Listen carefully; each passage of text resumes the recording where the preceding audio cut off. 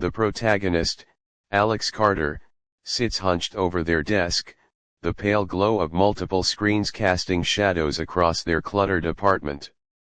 Notifications ping relentlessly, emails, messages, reminders all merging into a cacophony of demands. Every scroll on their phone reveals curated perfection, vacations, promotions, milestones. Each swipe tightens the invisible grip of comparison and inadequacy.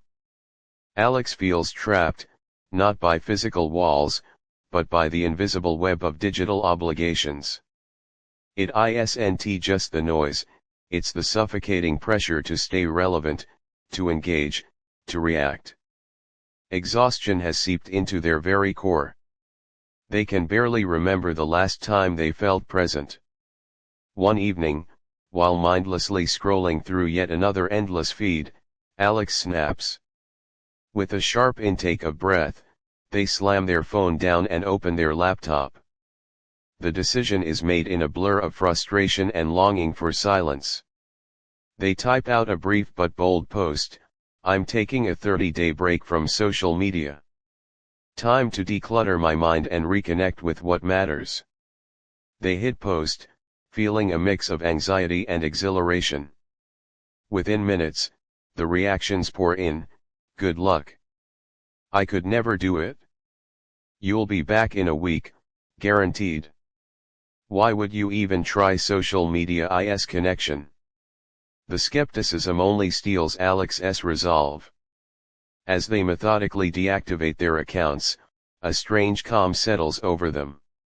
For the first time in years, their screens go dark. But just as Alex begins to exhale, a notification they don't recognize pops up, a single, ominous message that wasn't there a moment ago: "You'll regret this." Alex freezes.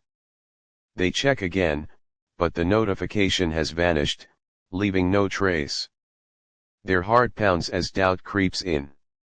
Who sent it? Was it a glitch or something more deliberate? Shaking it off, Alex brushes away the unease, determined not to let fear derail their fresh start.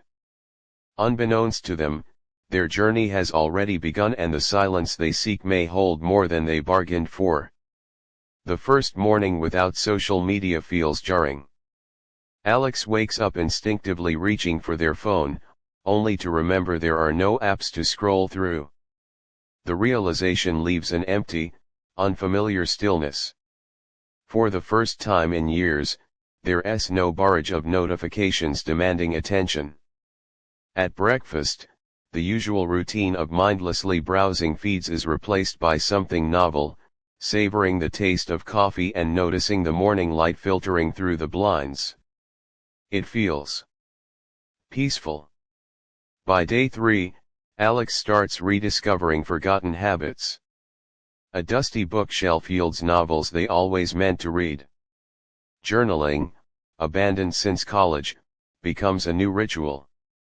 The simplicity of these moments is exhilarating, and Alex begins to wonder why they didn't disconnect sooner. Yet, the silence isn't entirely comforting. A week in, strange occurrences begin to prick at Alex's newfound tranquility. It starts with their phone vibrating unexpectedly.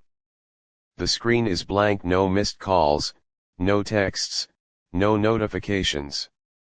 Brushing it off as a glitch, Alex continues their day. But then it happens again. And again. One night, as Alex relaxes with a book, a sharp knock breaks the quiet. They glance at the clock, 10:32 p.m. unusual but not unheard of. Opening the door reveals no one. The air is still, the hallway empty. Alex steps out cautiously, peering down both ends of the corridor. Nothing. A faint sense of unease creeps in, but they convince themselves it's a prank or their imagination. The days stretch on, alternating between moments of serenity and unnerving disruptions. Alex tries to focus on the positives, rediscovering hobbies, improved sleep, and a clearer mind. But the unanswered questions linger, gnawing at the edges of their peace.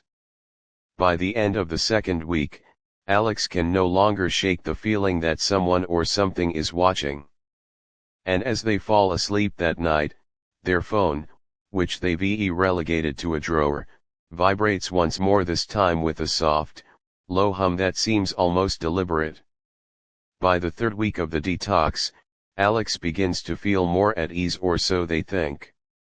The strange vibrations from their phone have ceased, and the unexplained knock at the door has faded to the back of their mind. They convince themselves it was all just a coincidence or their overactive imagination adjusting to the quiet. Then, the email arrives. It's a dull Thursday afternoon, and Alex is organizing some files on their laptop when a notification pops up in the corner of the screen: new message. Curious, they open their inbox and see an email from an unfamiliar address: no-reply@silencenet.com. The subject line reads, "Can silence speak louder than words?" The body of the email is bare, containing only a single sentence: "Are you ready to hear what's been hiding in the quiet?" Alex stares at the screen, chills running down their spine. The sender's address gives no clues, and the email seems almost surreal. They start to type a reply, but before their fingers finish the first word, the email disappears. Not just from the inbox but from the entire account. It's as though it never existed. Panic sets in. Alex checks the spam folder, the trash, the archive. Nothing. They refresh the page repeatedly, hoping for some explanation, but there's no trace of the message. Determined not to spiral, Alex tries to shake it off. But later that day, things take a darker turn. Friends start reaching out, some concerned, others confused. "Hey, are you okay? What's up with that post? Since when do you rant like that?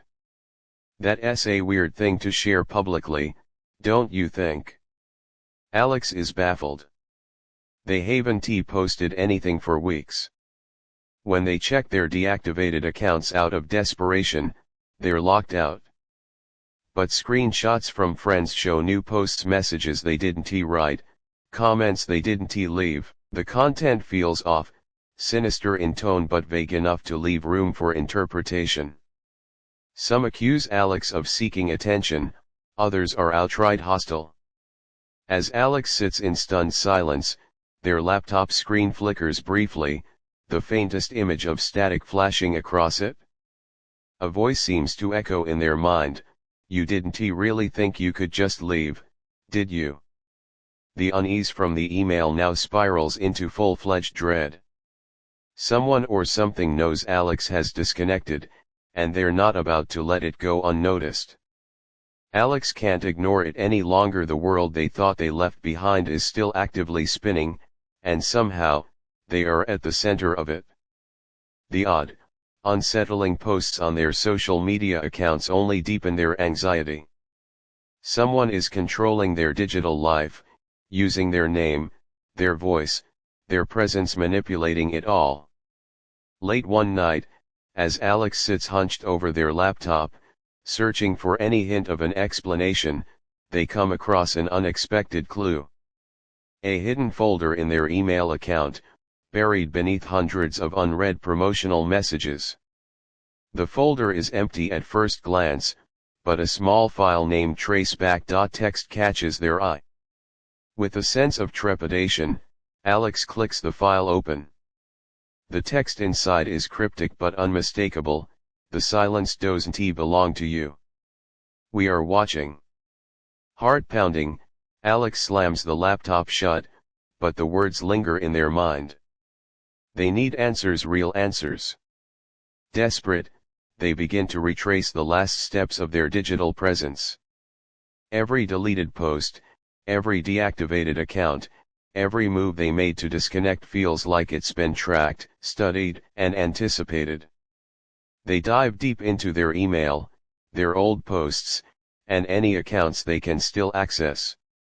Hours pass as they dig through archives of old messages and forgotten connections. And then, A horrifying realization: their accounts weren't deactivated. They were merely hidden. A series of encrypted posts, spread across various platforms, flicker into view. They're designed to be subtle, almost imperceptible. Comments on old photos, tweets from an account that Alex thought they deleted months ago. Each post is more obscure and unsettling than the last. But something about them feels targeted. They are crafted to stir up just enough chaos to provoke curiosity, doubt, and fear. Frustrated and exhausted, Alex begins to dig deeper, searching for anything that might give a name to the invisible hand controlling their digital life. Then, like a puzzle piece clicking into place, they find a reference to a group called the Silent Collective. It's an underground network known for manipulating online identities, harvesting data, and steering public narratives. Their methods are subtle, their reach vast, and now Alex realizes they've become a part of it, unwillingly dragged into the shadows. As Alex confronts the chilling truth, their phone vibrates on the desk. No notification this time, just a text. They don't recognize the number, but the message is short and direct: stop digging, or we'll start digging into you. Alex recoils, the coldness of the message sinking into their skin. They're caught in a web they never wanted to enter, and now there's no way out, at least not without risking everything. The world they thought they were escaping has followed them, more invasive than ever. The days blur together as Alex's paranoia deepens. Every email, every notification, every stray sound from the apartment building feels like an intrusion. The sense of being watched is overwhelming, and the more Alex tries to fight it, the more entrenched they become in the web of their own past. Their every move seems to be anticipated, no matter how far they try to retreat into the quiet. One afternoon, as Alex checks their mailbox, they find a small, unmarked envelope resting at the bottom. No return address. No postmark. Just a plain white envelope with their name written in a hurried, almost careless scrawl. Their stomach tightens. It's not the first mysterious delivery they've received since logging off. Strange, unsettling packages have arrived before, but they were empty or filled with meaningless items. This time feels different. Heart pounding, Alex tears open the envelope. Inside is a USB drive. It's simple, unadorned, the kind of thing anyone could find lying around their desk. But the weight of it feels substantial. It feels like an invitation, or perhaps a warning. For a moment, Alex hesitates. But curiosity gets the better of them. They plug the drive into their laptop, and almost immediately, a file begins to play. The screen flickers to life, revealing a video. Nothing extravagant, just a simple montage. But the images are deeply unsettling. The first few seconds show mundane moments of Alex's life, moments they had completely forgotten about: sitting alone at a coffee shop, laughing with friends at a party, walking down an empty street at night. Small, insignificant fragments of their past. But then, the video shifts. The next clip is from last week, an intimate moment, one Alex remembers clearly. They'd been sitting on their couch, scrolling through their phone, talking to an old friend, or so they thought. The footage catches them, almost from an overhead angle, their face lit by the screen's glow, the loneliness in their expression evident even through the lens of time. It's a moment Alex thought they had kept to themselves, an emotional low they never shared with anyone. The next series of clips gets even more personal.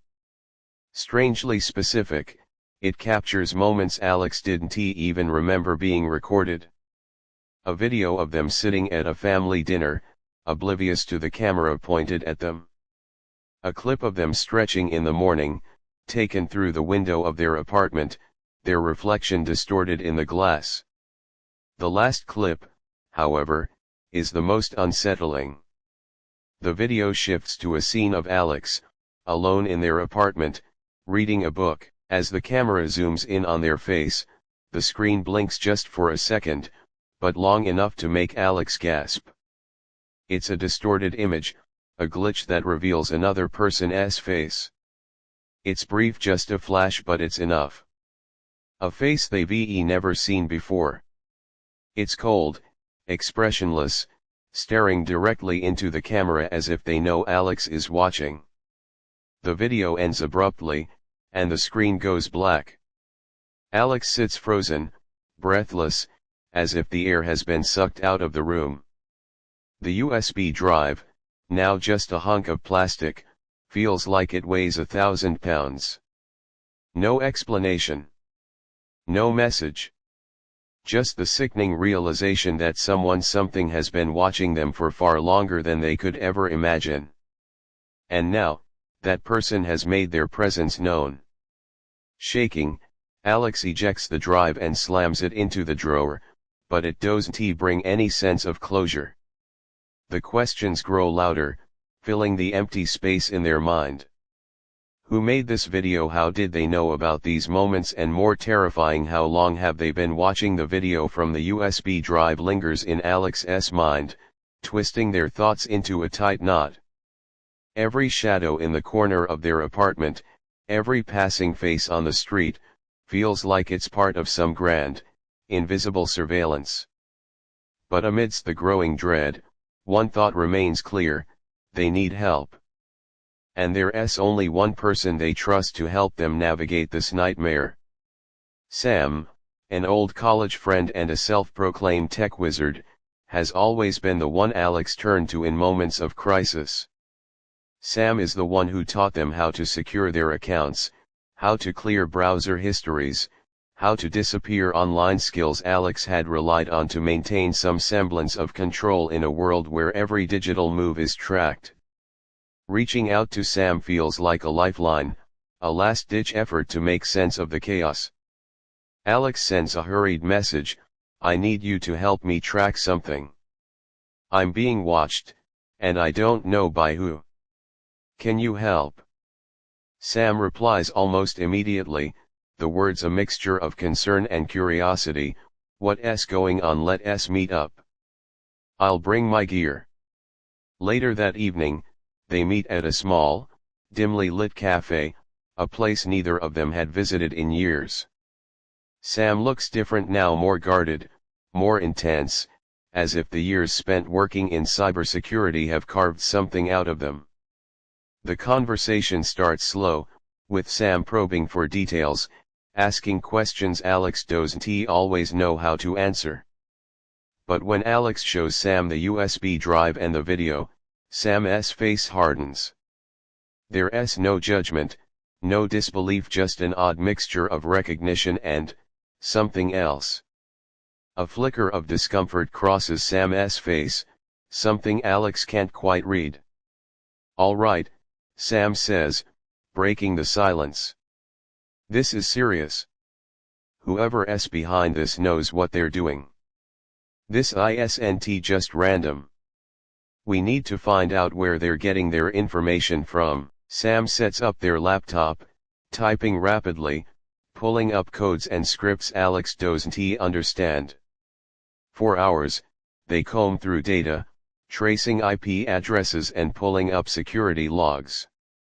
Sam seems to know exactly where to look, and for the first time in days, Alex feels a sliver of hope. Maybe, just maybe, they'll finally uncover the truth. As the night wears on, the atmosphere between them shifts. Sam's focus becomes more intense, almost obsessive. They don't make eye contact as much, their movements stiff. Alex notices how Sam keeps glancing at their phone, texting quickly under the table when they think Alex isn't looking. But Alex is too exhausted to notice the subtle shift in Sam's behavior, too caught up in the promise of progress to question the growing tension. Finally, after hours of tracing data and analyzing patterns, Sam stops. They look up at Alex, their expression unreadable. I found something, Sam says. This network, it's deeper than we thought. There are layers to this, layers I can't trace back to their source. But there's one thing I can tell you, someone is paying to keep this all hidden. Alex leans forward, feeling the weight of the words settle on them. Who? Sam hesitates, the pause stretching longer than Alex is comfortable with. I don't know. But it's bigger than we can handle right now. I'll keep digging, but you need to stay offline. This is dangerous. Before Alex can respond, Sam's phone buzzes again. The tension in the room thickens, and Alex sees it now, the tightness in Sam's jaw, the way their hand hovers over their phone as if they're expecting something. Then, as if reading Alex's mind, Sam stands up abruptly. I've got to go. There's someone I need to meet. Alex watches them leave, feeling a deep unease creep into their chest. It's not just the strange message, or the fact that Sam was acting so odd. It's the sudden realization that their ally, the one person they trusted in the chaos of this unfolding nightmare, might not be as reliable as they thought. As Sam disappears into the night, Alex can't shake the thought that something is terribly wrong.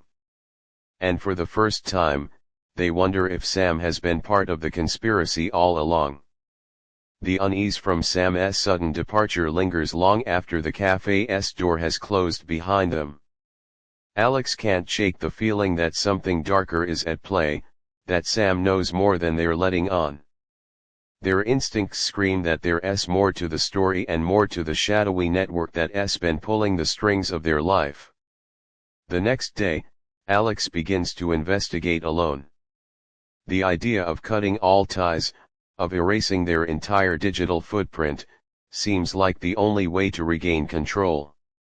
They're done relying on others, especially when their so-called ally might be involved in the very conspiracy they're trying to expose. If they're going to survive this, they need to go dark completely. With a growing sense of resolve, Alex starts to systematically disconnect from everything. Email accounts, social media profiles, even cloud storage, everything is wiped. The physical act of deleting feels like a small act of rebellion against the invisible force that has taken hold of their life.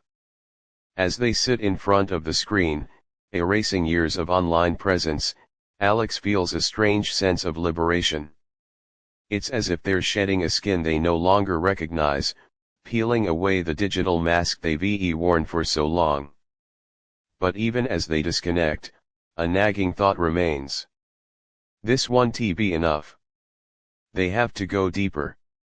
Hours pass as Alex navigates the dark corners of the internet, delving into forums and underground spaces where whispers of the silent collective lurk. The more they dig, the more unsettling it becomes. These aren't just hackers or data thieves. This is a network that influences perceptions, manipulates public opinion, and controls narratives on a global scale. At first, the links are obscure, the references to the group vague, but then Alex uncovers something chilling, a document, hidden deep within an encrypted website, listing members of the collective. And there, buried among the names, is something that makes Alex's blood run cold, a list of data they didn't know was being harvested. The list includes everything, every photo, every message, every single interaction Alex has ever made online. But it's not just the data that's terrifying. It's the way it's categorized. Under a section labeled Influence Tactics, Alex sees their own name highlighted, with detailed analysis about how their online activity can be manipulated. The document outlines how specific moments in their life, moments they thought were private, inconsequential, have been used as tools to manipulate their emotions and behaviors. The implications hit Alex like a punch to the gut. This network isn't just collecting information, they're using it to control actions, to alter how people think, feel, and behave.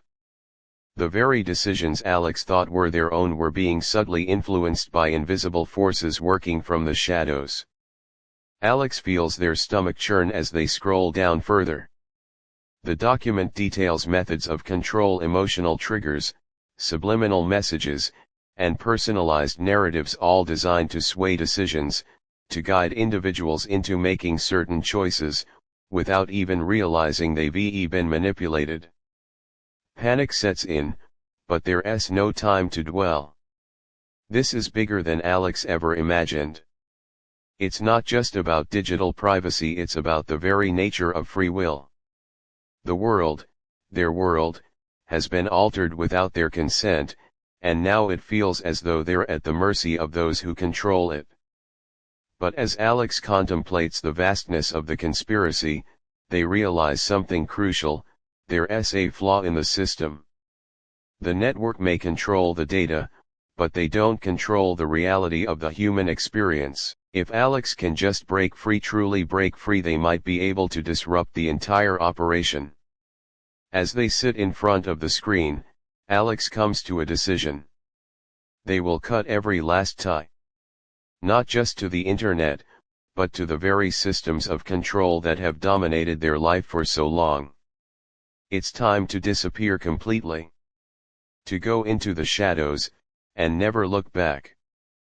But as they prepare to erase the last remnants of their digital footprint, a chilling message pops up on the screen: you can't run forever. It's a warning. A threat. And it's clear now that no matter how far Alex tries to retreat, they're not free. Not yet. Alex's plan to disappear into the shadows is almost complete. They've erased their digital presence, disconnected from the world, and gone to great lengths to sever every last tie to the network that has stalked them.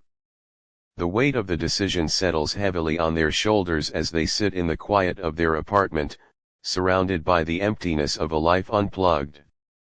They thought they had finally broken free. They thought they were safe. But the peace is short-lived. A knock at the door shatters the silence. It's unexpected. Unwelcome. Alex feels a surge of panic. Who could it be? No one should know where they are, not after everything they've done to disappear. The knock comes again, louder this time, insistent. Alex hesitates, dread creeping up their spine. Could it be someone from the network, or worse, could it be someone they know, sent to reel them back in? With a cautious breath, Alex opens the door. Standing in the doorway is Sam, the friend who had once promised to help. They're holding a bag, their face tense, their eyes darting nervously. "We need to talk," Sam says, their voice strained, as though rehearsed. Alex steps back, eyes narrowing. "What's going on? I thought you were helping me with this. You were supposed to be on my side." Sam looks away, a flicker of discomfort crossing their face. I know. But I've been trying to help in the way I can. Sam pauses, searching for the right words. "I've been forced to work with them." The words hang in the air like an electric charge, sizzling with betrayal. Alex's heart drops. "What do you mean, work with them?" The question comes out like a sharp whisper, the weight of disbelief pressing down on every syllable. "I didn't have a choice," Sam says, their voice cracking. "They've been monitoring me, just like they've been monitoring you. I couldn't get out of it. I thought I could control it, contain it. But it's bigger than I realized." Alex recoils, a sickening feeling twisting in their gut. "You've been part of this." The entire time. The words taste bitter in their mouth. The person who they trusted, the one who had given them false hope, had been a part of the very system they were trying to escape. Sam lowers their gaze. "I was trying to protect you, Alex. But the deeper I got into this, the more I realized how much power they had. The network's control, it's not just about data. It's about manipulation. I thought I could use what I knew to fight back, but they have eyes everywhere. Alex's mind spins. The world that they had fought so hard to escape was now inescapable. The one person they trusted had sold them out in the name of survival. Why are you here, Sam? Alex demands, their voice rising. You've already made your choice. So why come to me now? I didn't want this for you, Sam replies, their tone softening, regret creeping into their voice. But I have information, things that could help you take them down. But only if you trust me. I know where they're hiding. I know how to bring it all down. Alex steps back, the weight of the betrayal sinking in deeper. And why should I trust you now after everything? Because, Sam says, pausing as if the words are hard to say, because I'm not the only one they've corrupted. They're using everyone. Your friends, your family, your co-workers, they're all being controlled without even realizing it. You think you're the only one? No. They've created a system that forces people to comply. But we can still fight back. I know how. The words strike Alex like a bolt of lightning. Everyone. Their mind races, pieces falling into place. All the strange interactions, the odd behavior from people close to them, it wasn't just their paranoia. It was real. But there's still one question Alex can't shake. What about you, Sam? What did they promise you? Sam looks down, guilt written across their face. I didn't have a choice. They gave me information power. It's not about the money or the fame. It's about the control. And I couldn't resist. Alex feels the betrayal like a punch to the gut. The trust they had placed in Sam is shattered, and yet, beneath the hurt and anger, there's a flicker of something else. An awareness. Sam knows things. They know how the system works. And that knowledge might be the key to taking it down. Fine, Alex says, their voice steady despite the storm raging inside. But if you want me to trust you, you're going to have to prove it. You're going to show me everything. Sam nods, their expression hardening. I can do that. But you need to understand, Alex, this isn't going to be easy. And once we start, there's no turning back. Alex nods in return. They've already come too far to turn back. Now, the fight is no longer just about escaping the system, it's about destroying it. And Sam, the one who betrayed them, is now the only person who might be able to help them do it.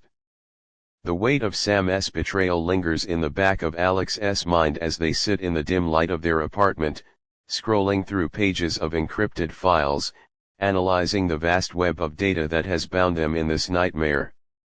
The information Sam has provided is invaluable, but it's not enough. The network is too powerful, too deeply embedded in the fabric of society for them to simply dismantle it with a few cryptic passwords and broken links. To truly destroy the network, Alex knows they have to expose it completely and publicly. The problem is, they can't do it alone. Sam's intel is crucial, but it's not the only piece of the puzzle.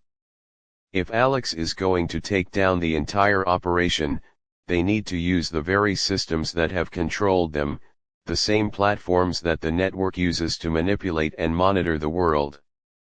The very systems they've tried so hard to escape. The thought of logging back into their accounts, the ones they've worked so hard to deactivate, fills Alex with dread. It feels like a betrayal of everything they've fought for. But they have no choice.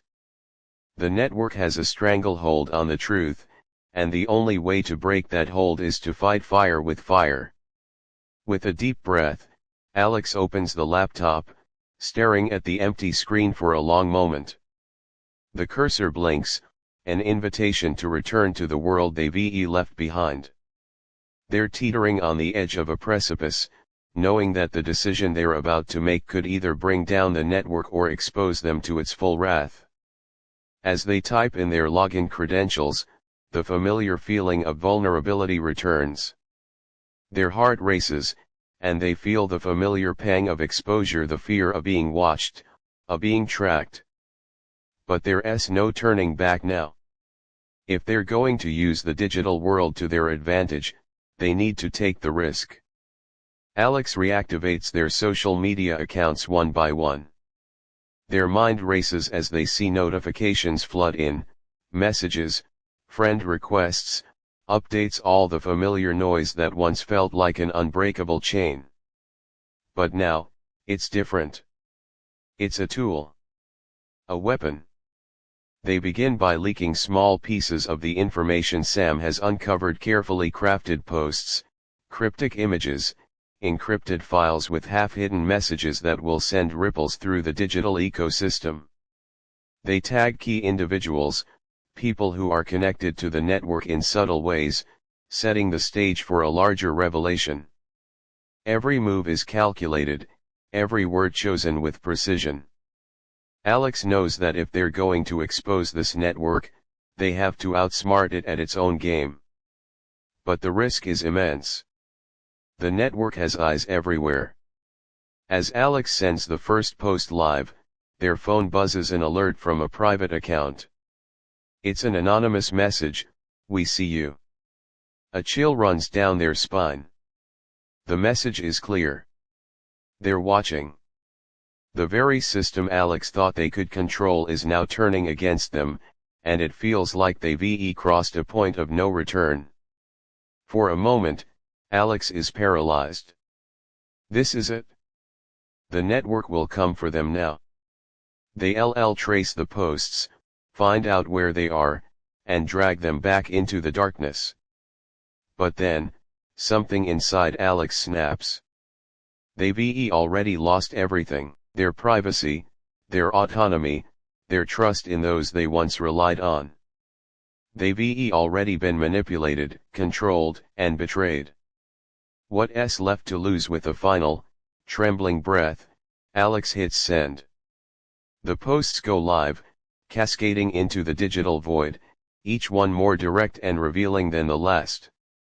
Information flows out like a flood, disturbing details about the network's operations, data manipulations, psychological tactics, and the faces of those involved.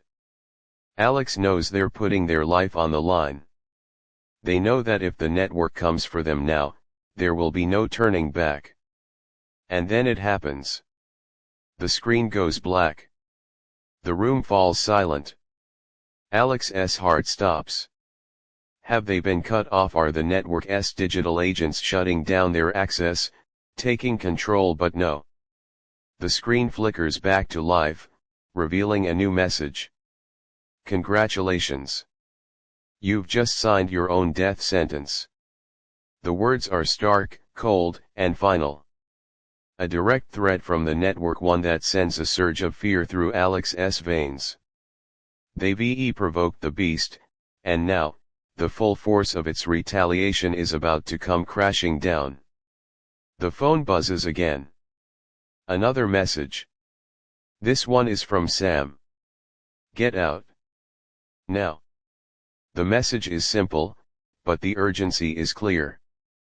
Sam knows the network is about to make its move, and they've given Alex a warning.